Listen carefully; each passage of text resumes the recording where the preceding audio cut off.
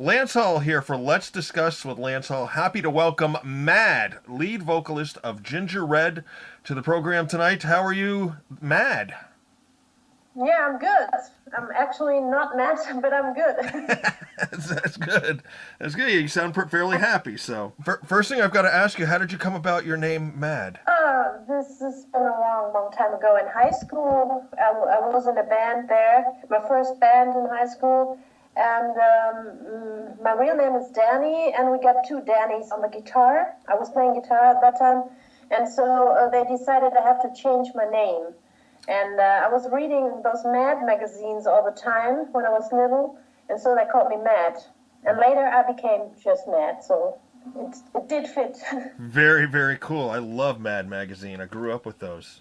Yeah, me too. Ginger Red is the name of the band that you're in now. A new album out everywhere now. It came out overseas back in October, over here in the States on November 9th. Very great album. You've got to be excited to get this out completely worldwide now. Yeah, we are. We are all very excited because we put so much energy and so much blood and heart and sweat inside, and we are all very happy in the band. Nice. And I saw where when the album was released, I believe this was the overseas date in October, you became Amazon's winner of the day? Yeah, we didn't, we were very surprised. We didn't expect this going so fast, so big, and we're happy, and we opened a bottle of champagne afterwards. And I love what you've termed the band's music as ginger rock. Ginger rock, yeah. Yeah, that's right.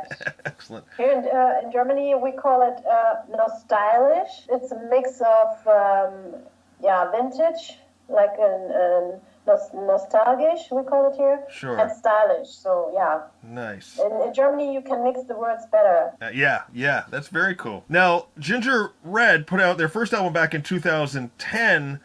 Band was formed in 2006, but the band that put out this album, Donuts and Coffee, is almost an entirely new band, other than Tom. Correct? That's right. I was a guest singer in 2010 on the album. Okay. I was singing a duet with a former singer, and the rest is completely new. All but Tom, yeah. How did you all come together? Did you all know each other, or was it through auditions? Just sort of happened? How did this incarnation of Ginger, I keep wanting to go Ginger Rock, I shouldn't have said that, Ginger Red come together? Well, Tom is a very old and very good friend of mine, and we had always something going on between over the years, and we are friends. We met, and we did some music projects together, and he just called me, and he said, you have to come to a rehearsal of Ginger Red. And so first I thought he wants me to do another song or duet like on the first CD. And I came to the practice and I said, hi, where's the singer? And he said, you are the singer now. And I said, oh, okay, let me think about it. And he said, no, you don't have to. And that's how it ended. Okay, and the rest is history. Yeah, and we were searching. He had the second guitar player. He had waiting in line, and we were searching for a drummer, and and the bass player. He's also a friend of us. So cool. So very well together. Let's give them a little love as well, as we say. Guitarist, help me with the pronunciation of the name. Is it Waldy Brocht? Okay. It's difficult for you Americans, I guess, but you can say it's Waldy Brocht. Yeah. Okay. I'll let you introduce the drummer then, although that seems fairly straightforward. Is it Michael Stein? Yeah, right. And bass, you've got Jay Woodman. Jay Woodman, yeah, he's from Canada. Okay. How did you end up hooking up with him from Canada over in Germany? Oh, well, he moved to Germany a long time ago with Okay. his family, so he's half German, yeah. Okay. And you also had some guest musicians on this album. Some very great names. I was going to say, you've got Chris from Taiketo, Frank and from Bonfire and Sainted Sinners, Ronnie from Bonfire as well. Some great names, and these were all friends of Tom's, right? Because his reach in the musical business goes quite wide. That's right, and they were all very excited to play with us, and we didn't expect this as well. But they loved the music, and we sent some songs over. and they were very excited to play, and we got them back with some audio tracks very, very quickly. So yeah, very cool. They had fun, I guess. And you guys started out with like 22 songs, then you culled them down to the 10 that made the album, right? That's right. That's right. We were not choosing any songs ourselves because we loved all of the songs, and you get a little bit blind. So we let Fabian Zimmermann, he's the producer, and we let him decide which one will make it to the album. And it was a real good decision, I guess. How was it working with Fabian? It was great. He's the best producer I've ever worked with in my entire life. And Tom says the same thing, and he's very calm, and he's very focused, and he has lots and lots of ideas, and he discusses stuff, and you can always say what's on your heart, what's on your mind, and what you think, and yeah, it's great working with him. Excellent. And then, of course, you got signed with El Puerto fairly quickly as well, didn't you? El Puerto Records, we are very happy with them because they're not the typical record companies like you know from other bands, which put pressure on the bands or stuff like that. They don't do this. They see the relation as a partnership, and yeah, we're on the same page. When it came to writing the songs, did you all collaborate, or did you do like the lyrics and the other guys do the music, or did everybody have a hand in it? No, it was first Tom and me. We get together. You have to start at a small group. We get together almost every week, and we wrote the hook lines, and I wrote the lyrics, and Tom came up with some riffs and some melodies, and then I came up with some melodies, and we mixed. And then we had a structure of a song, and then we came together to practice them, yeah. Cool. And then in studio we changed a little bit of the songs. Sometimes we changed much, and sometimes we changed just a little bit. I loved the way everything, the production on this album was great. I thought the band was incredibly tight, particularly the bass and the drums as the more I listened to it.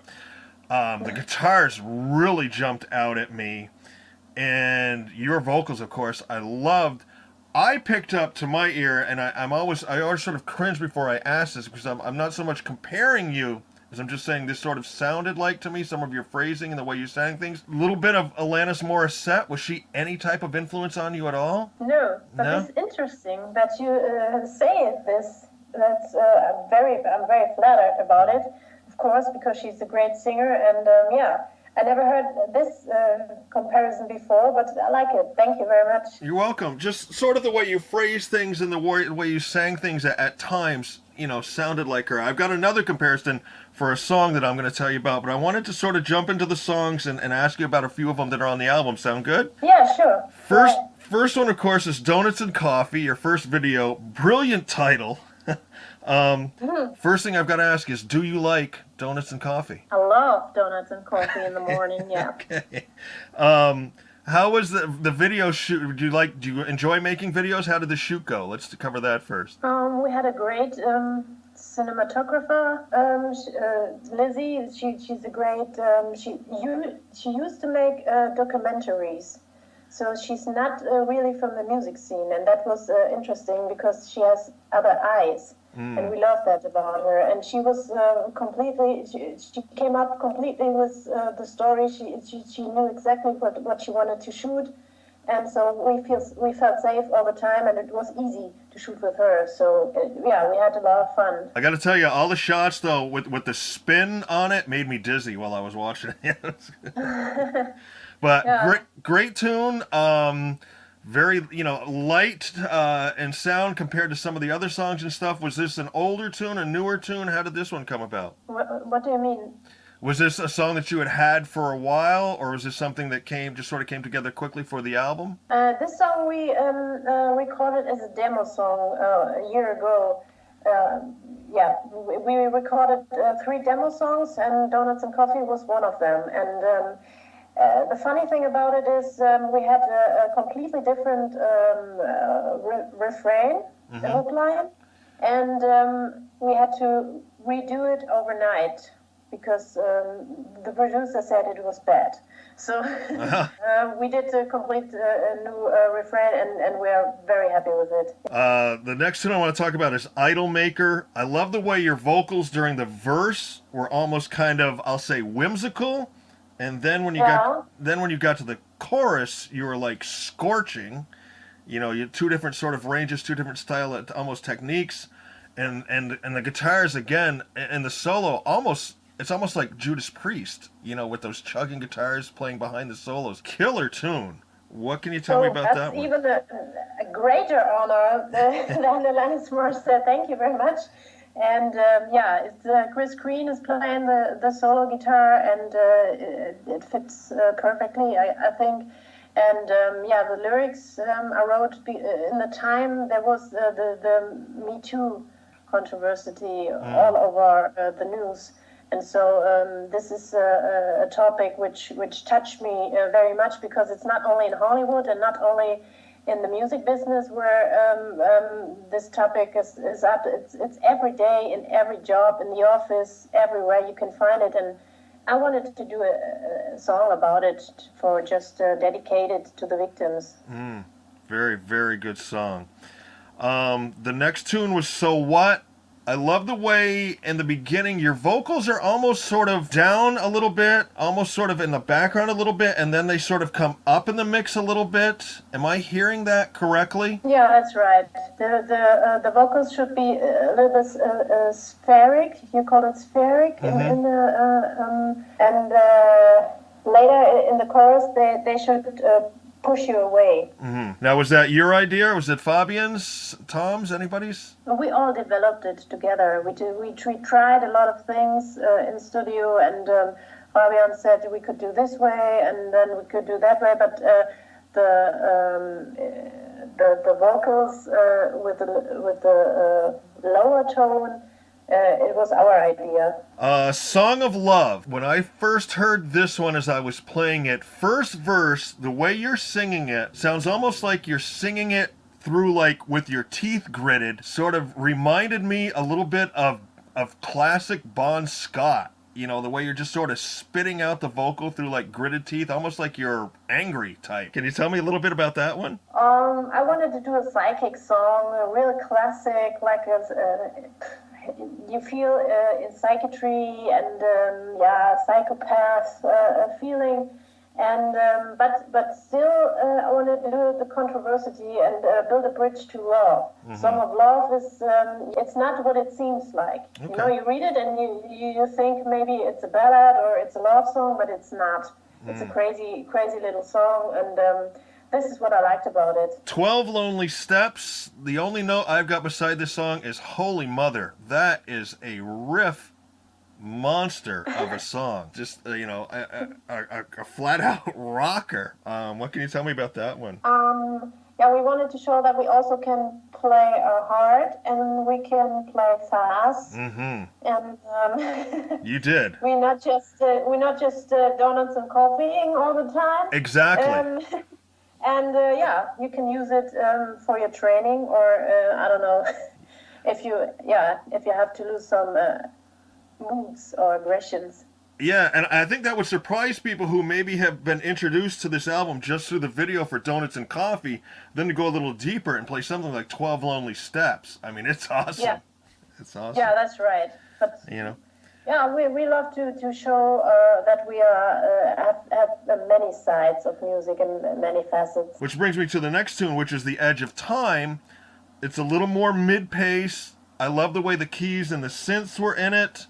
Did you pay attention to sequencing this album, or was that something Fabian did, the band did? Did you sequence it this way on purpose, or did it just sort of fall into place? No, we did it on purpose, and I love this song very much. It's one of my favorites on the album, because it's a homage on the 80s, on the classic 80s rock, like Van Halen and stuff like that. And so we wanted to do that on purpose, yes, because we loved that era of rock music so much. And then I gave you my last song test. I always listen to the last song as intently as I do the first song, because I figure by the last song of the album, are they trying as hard as they were on the first song? You know what I mean? And you guys passed. The song is called Get Down. Very intriguing song. I don't want to get into it a whole lot because I want to leave it for as much as a surprise to anybody who hasn't heard it yet as it was to me. Very intriguing. Yeah. I did not see the outro coming the way it was with the outro, with everything being reduced down to where it was. Yeah. How did that all come about? Can you give me a little bit on that one without going too much? Because like I said, I want to keep it a surprise to people who haven't heard it. Yeah, we wanted to do, we did a lot of different styles, and we wanted to do something completely different from the usually rock music. Yeah. So we did Get Down, and we put it as last title because the outro, people should think about the record, and it should not end so suddenly. So we did that outro, and exactly, it gives you a little bit of time to it. digest it. Mm-hmm. Now, I threw out Alanis Morissette and Bon Scott at you as someone that I heard you sort of emulating a little bit. Who are your vocal influences? My vocal influences, I can tell you some bands I was listening to, but it didn't have much to do with the vocal, I guess. Okay. I started with Iron Maiden, the classics, Judas Priest, and stuff like that, and then I turned to Guns N' Roses later. Maybe this has influences a lot, and Skid Row. And then I turned to Taiketo, of course, and Dream Theater, all that progressive stuff I loved as a musician, of course. And I think these are the main influences. Going forward, what's next for Ginger Red? Do we see more videos coming from this album? Are you touring plans? What's happening? We have a new booking agency. We are looking forward to do maybe a little club tour next year. And we are looking forward for doing the festivals in the summer. So, it's always good for bands to play festivals. So we try to sign in there. And we shooted the second video already last week. And we want to throw it out before Christmas. And I think in 2 weeks, maybe we can throw it on the market, and then you will see it. We did a one-day shoot. Nice. Yeah. It is a busy time of year, though. But you've got to be happy between becoming Amazon's Winner of the Day when the album was released, the number of views the video's gotten, the contacts through social media. It's got to be pretty cool to have all this, Yeah, we didn't expect it. We are very excited. We are also very excited about all the reviews that's coming in. Because we got 100% positive reviews. I never had that before with any band. And for now, it's 100% positive. So what else do you want? You can't ask for much more than that. It's a fantastic album. Once again, we're talking with Mad, lead vocalist for Ginger Red here in Let's Discuss with Lance Hall. The album's called Donuts and Coffee. It's out now worldwide, available everywhere. And it's a great, diverse album, and it's got something at every twist and turn, which I loved. It keeps you on your toes, Mad, before we go, I always like to finish with just sort of some fun questions. I'm hoping these are questions you've never been asked before. Sound good? Yeah, go ahead. Okay, late at night and you're hungry, what do you grab for a midnight snack? Pizza, of course. Pizza, all right. Given your choice of household chores, would you rather do the dishes or the laundry? Laundry. Laundry, okay. What was your favorite class in school? Music, of course. Music, of course. Now, did you do chorus and everything back then? Yeah. Now, you mentioned you played... I did chorus, and I did also school band. Cool. Now, you mentioned you played guitar as well. Did you play any guitar on this album? No, not on this album, but I hope the boys allow me on the next album some parts. Very cool. Favorite toy growing up as a child? A water pistol. A water pistol, okay. Are you generally late, early, or on time? On time. Okay. If you could go back in time and eat one of your mom's home-cooked meals from your childhood, what would you pick? Yeah, I don't know if you know what this is, but it's called schnitzel. I think I've heard of it. Sort of like a sausage? No, it's meat. It's pork meat with a panade. It's fried. Okay, gotcha. Last one, and this is the one we generally have the most fun with. If they were to make a movie of your life, what actress would you pick to play you in the movie? It's your life, your movie. You can pick any actress you like. Well, it depends how old I am in the movie. Or at what time the movie is playing. But yeah, if it would be now, well, difficult. A lot of people get stumped on this one. Yeah. If I would be old in that movie, I would definitely pick Meryl Streep. Okay. Because I love her very much. Yeah, great actress. And yeah, well, right now, no, I don't know. Okay. I don't know which. Yeah. Okay. Just got one. Okay. Margot Robbie. Okay. Because she's a great actress. Yeah. Very cool. All right, Matt, when chatting once again with Mad, lead vocalist for Ginger Red, new album Donuts and Coffee out on El Puerto Records right now. Last question, Mad, what makes a good front person for a band? You're fronting the band. What advice would you give to somebody who come up and said to you, I would like to front a band someday? Don't be an asshole. Be nice and be a team player. And on stage, give everything you have to give and love all the people that listens to you. Don't be arrogant. Very good. Very good advice. Matt, I thank you very much for taking your time tonight and chatting about this album and these songs and how it all came together and everything. It is a great, great album. Once again, the band is Ginger Red. Album is Donuts and Coffee, El Puerto Records. It's out everywhere. Check it out. And you'll love it, I guarantee you. Happy holidays to you. Thank you, Lance. Thank you very much for having me. I appreciate it. Thank you, all the people. Go buy the album. And I hope you all like it. And yeah, maybe sometime we will come over to the U.S. and play some shows there. Thank you. That sounds awesome. Take care. Bye-bye. Bye-bye.